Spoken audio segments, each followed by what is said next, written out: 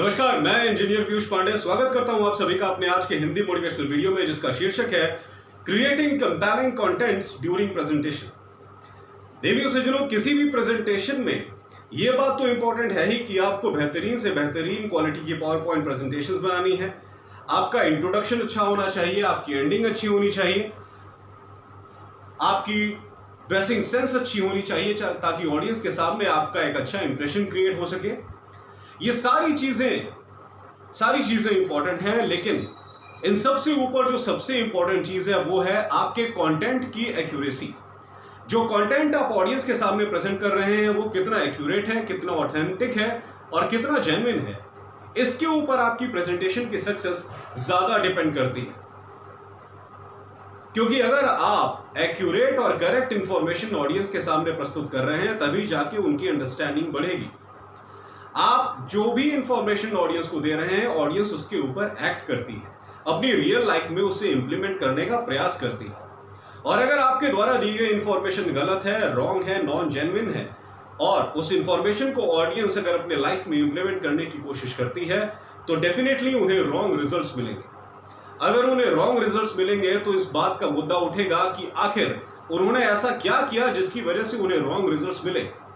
तो बात होगी कि उन्होंने आपकी प्रेजेंटेशन देखी और आपकी प्रेजेंटेशन में आपने जो भी फैक्ट्स और फिगर्स उनको बताए वो रॉन्ग थे। उन रॉन्ग फैक्ट्स और फिगर्स के ऊपर लोगों ने काम किया और उन्हें रॉन्ग रिजल्ट्स मिले।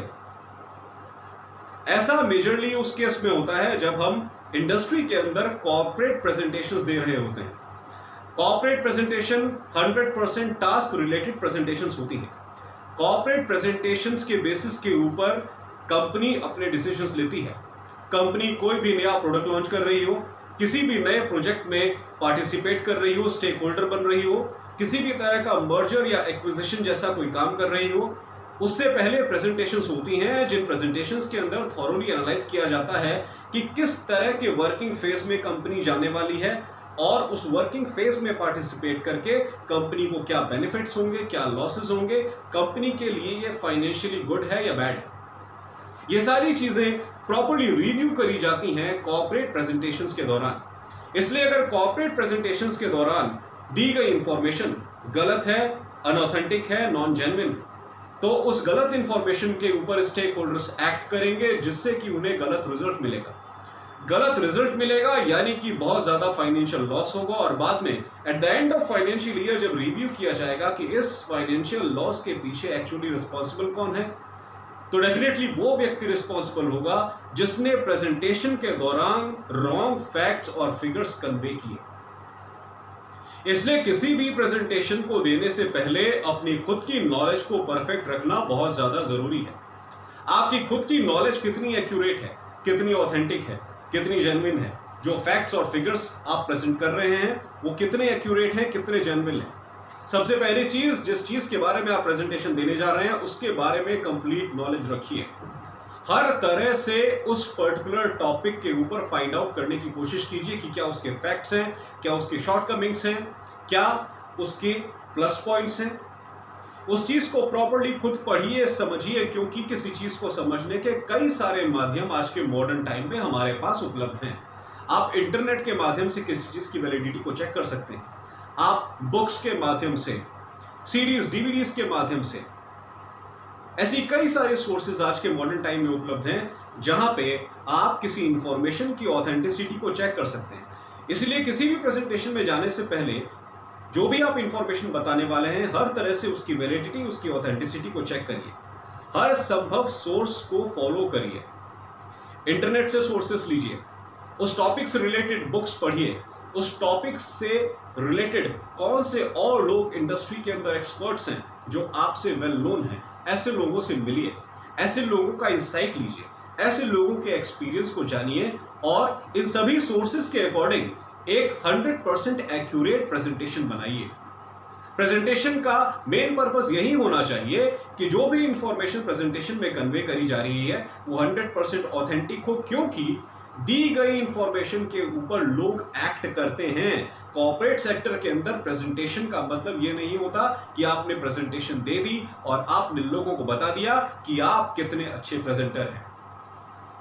ये चीजें छोटी क्लासेस लेवल पे होती हैं, कॉलेज लेवल पर होती हैं, जब स्टूडेंट्स चीज़ों को सीख रहे होते हैं, जब कम्युनिकेशन स्किल्स की ट्रेनिंग के दौरान स्टूडेंट्स को सिखाया जाता है कि प्रेजेंटेशन कैसे देनी है, ऑडियंस के साथ कैसे डील करना है, वॉइस क्वालिटी क्या होनी चाहिए, ऐसी सिचुएशंस में ये चीज़ें देखी जाती हैं कि आपने प्रेजेंटेशन कितनी अच्छी दी, आपकी वॉइस क्वालिटी क्या थी, ये सब चीज़ें क्या थी।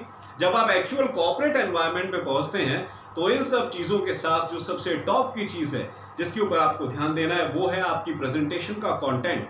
आपकी प्रेजेंटेशन का कंटेंट अगर एक्यूरेट नहीं है तो ऑडियंस को, स्टेक होल्डर्स को, पॉलिसी मेकर्स को, कंपनी के डिसीजन मेकर्स को आप रॉन्ग इंफॉर्मेशन कन्वे करेंगे, और जब कंपनी के डिसीजन मेकर रॉन्ग इंफॉर्मेशन के ऊपर एक्ट करेंगे उन्हें रॉन्ग रिजल्ट मिलेगा।